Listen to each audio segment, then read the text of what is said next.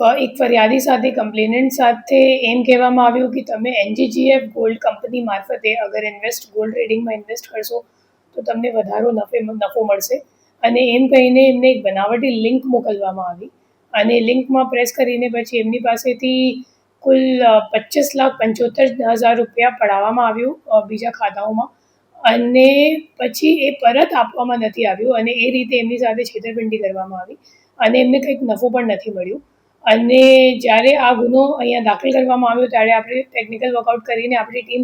હાલોલ ખાતે ગઈ, અને હાલોલથી ઘનશ્યામ ઠક્કર કરીને જે લેર 1નો અકાઉન્ટ હોલ્ડર છે એમને પકડવામાં આવ્યો છે.